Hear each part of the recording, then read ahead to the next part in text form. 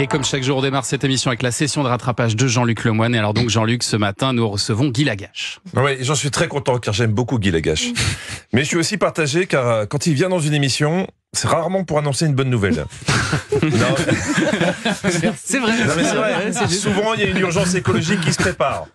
Même Damien Canivès du Buzz Media aimerait vous voir de temps en temps dans autre chose, simplement. Vous êtes réalisateur, vous êtes présentateur, vous êtes reporter. Est-ce que vous aimeriez faire un pas de côté, comme peut le faire Laurent Ruquier, en vous déguisant, pourquoi pas, dans Masked Singer, en participant à Danse avec les stars? Je comprends cette question, car pas plus tard que ce matin, Anissa me disait à la machine à café: moi, j'aimerais bien voir Guy Lagache déguisé en courgette reprendre du Hélène Ségara. Absolument. On a tous envie. Voilà. Bon, à sa décharge, Anissa est un peu dépressive en ce moment.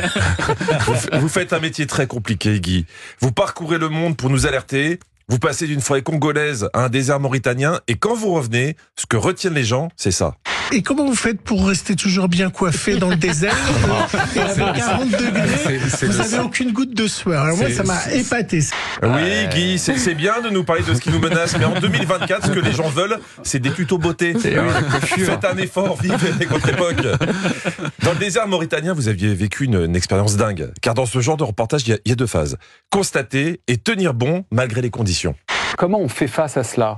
Comment on se bat contre le désert? Comment on trouve de l'eau quand il n'y en a plus? Mais on buvait jusqu'à 7 litres d'eau par jour. Ah ouais. Voilà, sachez-le, si vous habitez dans un désert, Guy viendra vous voir pour le raconter, mais en échange, il boira les derniers litres d'eau qui vous restent. C'est pour ça qu'il n'y a plus rien. C'est à cause de Guy Lagache. Non, c'est pas vrai, évidemment. On regardera votre nouveau documentaire ce soir. Bah oui, vous allez voir qu'il y a beaucoup de coiffures différentes dans le documentaire ce soir. Ça vaut le coup de regarder. Bon, ça vaut le coup. Et alors Jean-Luc, plus léger, vous avez regardé sur M6 Arnaqueur ou Prince Charmant? Oui, parce que j'ai pas peur de le dire, j'aime beaucoup l'amour, Thomas. Je pense que si les gens s'aimaient un peu plus, il y aurait moins de guerre. C'est très juste. Et oui, malgré mon âge, j'espère toujours être élu Miss France. Alors, je vous rappelle le concept d'Arnaqueur ou Prince Charmant. Une célibataire rencontre plusieurs prétendants, mais parmi ces prétendants, certains ne sont pas là pour tomber amoureux, mais pour la séduire, lui briser le cœur et empocher 20 000 €.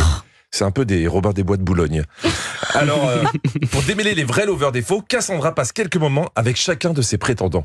Aujourd'hui, Cassandra va passer du temps avec 3 de ses prétendants. L'arnaqueur Nico et les 2 lovers, Alexandre et Josh. Quoi? Cassandra, t'es pas encore passé chez Josh? Quand est-ce que vous passez chez Josh? Alors donc, Oli, le meilleur ami de Josh, arrive et Cassandra explique qu'il y a des arnaqueurs dans l'émission. Petite précision importante, Oli est anglais. Et Cassandra a pris des cours avec Anissa Haddadi. Ici, il y a du coup des arnaqueurs. Love scammers. Love scammers, yes. I'm the only one. The honey one. Yeah. Voilà, Cassandra voulait dire I'm the only one, mais elle a dit I'm the only one. Donc, je suis la seule, c'est transformé en je suis la chaude. Oui. Ça a l'air de rien, mais je vous assure qu'une petite erreur comme ça peut vraiment vous changer la soirée. Ah oui, ça peut jouer, oui. Ouais. Et là, je voudrais rendre hommage à Cassandra. Cassandra, parce qu'elle s'est vraiment investie dans le programme. Elle a embrassé Nabil, Nico, mais un peu plus tard, avec Julien.